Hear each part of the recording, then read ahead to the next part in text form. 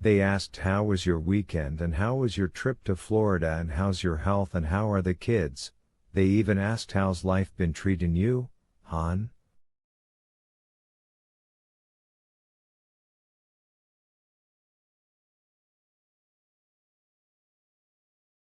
But nobody asked how's your marriage? Good, she would have answered the question before that night. Everything's fine.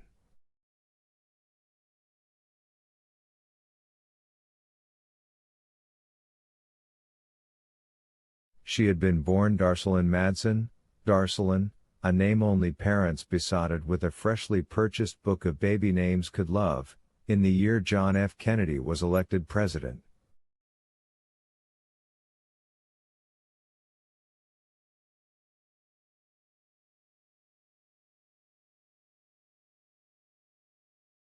She was raised in Freeport, Maine, back when it was a town instead of an adjunct to L.L. Bean, America's first superstore, and half a dozen other oversized retail operations of the sort that are called outlets, as if they were sewer drains rather than shopping locations.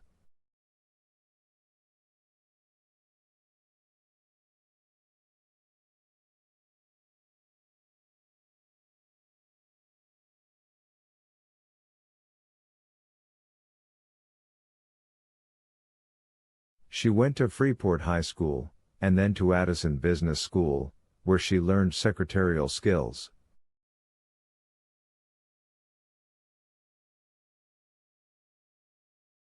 She was hired by Joe Ransom Chevrolet, which by 1984, when she left the company, was the largest car dealership in Portland.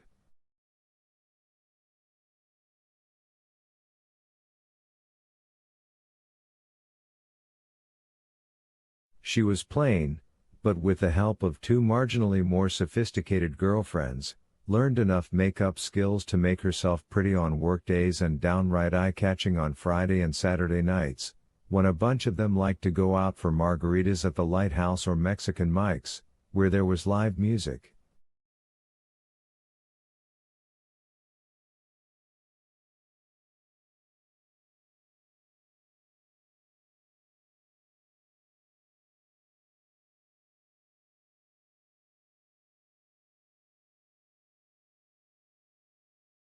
In 1982, Joe Ransom hired a Portland accounting firm to help him figure out his tax situation, which had become complicated, the kind of problem you want to have, Darcy overheard him tell one of the senior salesmen.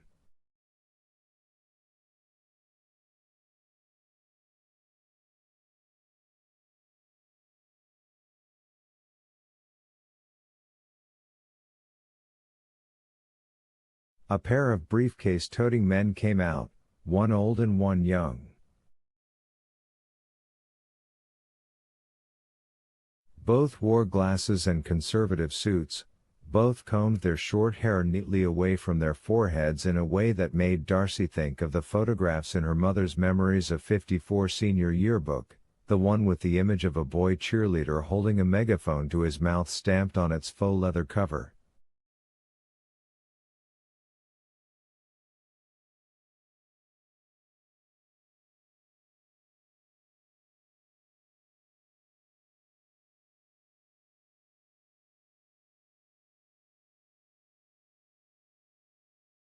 The younger accountant was Bob Anderson. She got talking with him on their second day at the dealership, and in the course of their conversation, asked him if he had any hobbies.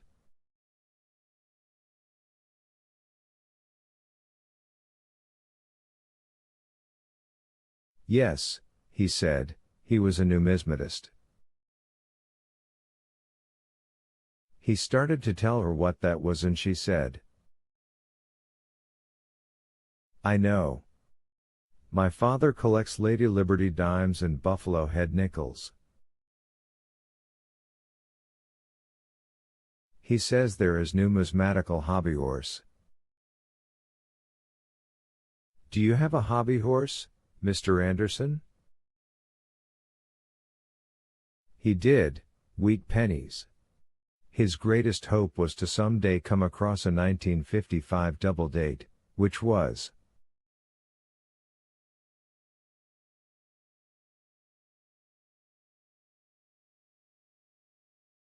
But she knew that, too.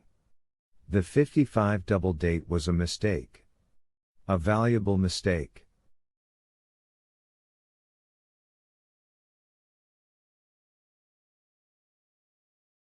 Young Mr. Anderson, he of the thick and carefully combed brown hair, was delighted with this answer.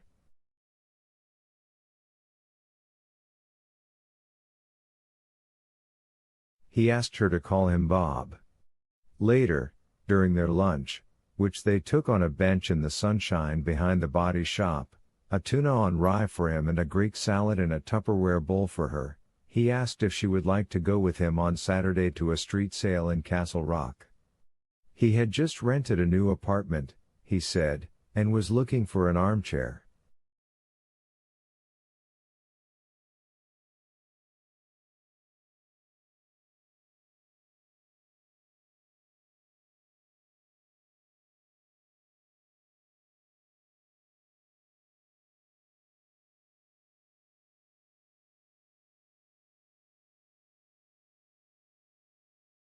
Also a TV, if someone was selling a good one at a fair price.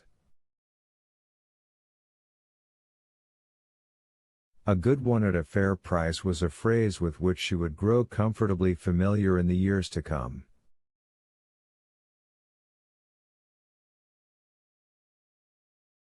He was as plain as she was, just another guy you'd pass on the street without noticing, and would never have makeup to make him prettier. Except that day on the bench, he did.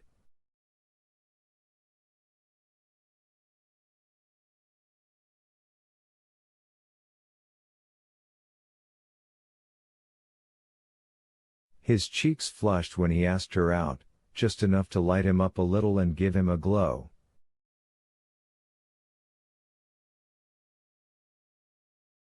No coin collections? She teased. He smiled, revealing even teeth. Small teeth, nicely cared for, and white.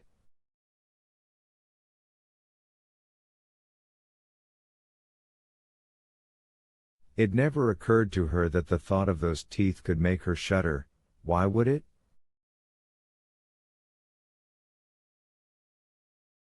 If I saw a nice set of coins, of course I'd look, he said.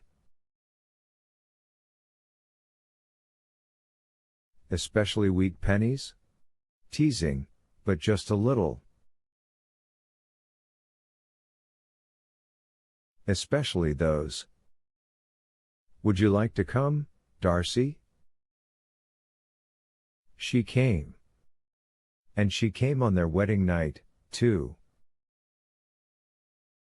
Not terribly often after that, but now and then. Often enough to consider herself normal and fulfilled. In 1986, Bob got a promotion. He also, with Darcy's encouragement and help, started up a small mail-order business in collectible American coins.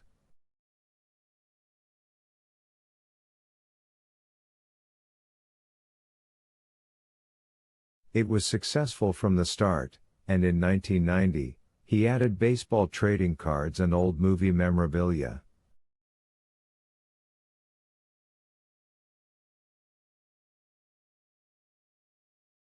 He kept no stock of posters, one-sheets, or window cards, but when people queried him on such items, he could almost always find them.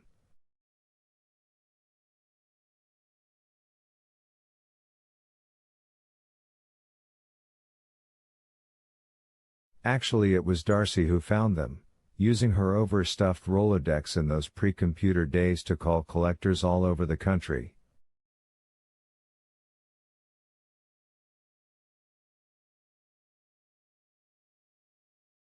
The business never got big enough to become full-time, and that was all right.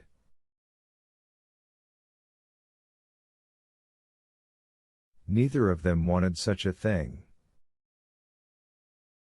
They agreed on that as they did on the house they eventually bought in Pownell, and on the children when it came time to have them.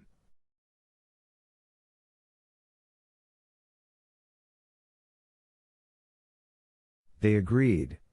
When they didn't agree, they compromised.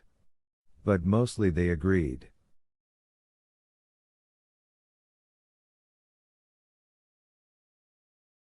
They saw eye to eye. How's your marriage? It was good. A good marriage. Donnie was born in 1986, she quit her job to have him, and except for helping with Anderson Coins Collectibles never held another one, and Petra was born in 1988.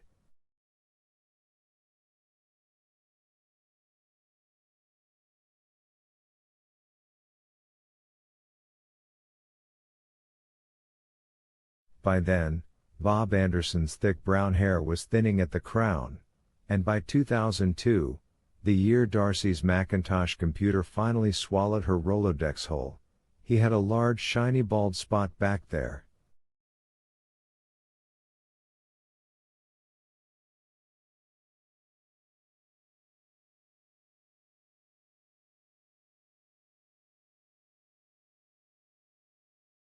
He experimented with different ways of combing what was left, which only made the bald spot more conspicuous, in her opinion.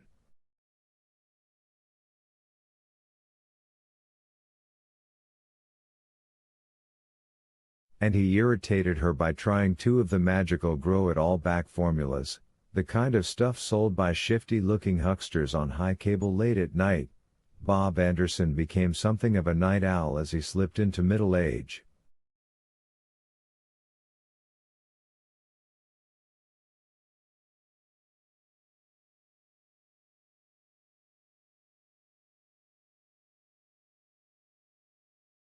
He didn't tell her he'd done it, but they shared a bedroom, and although she wasn't tall enough to see the top shelf of the closet unaided, she sometimes used a stool to put away his Saturday shirts, the tees he wore for puttering in the garden.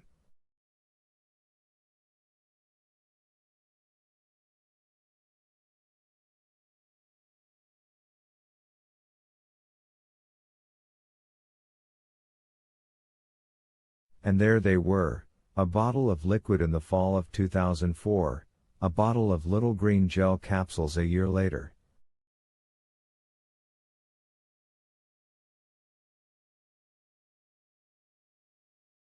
She looked the names up on the internet, and they weren't cheap. Of course magic never is, she remembered thinking.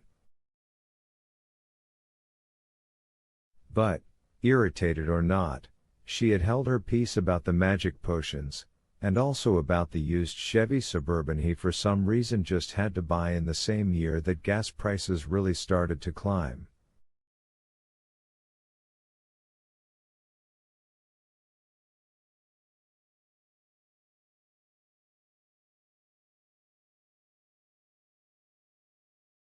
As he had held his, she supposed, as she knew, actually, when she had insisted on good summer camps for the kids, an electric guitar for Donnie, he had played for 2 years, long enough to get surprisingly good, and then had simply stopped, horse rentals for Petra.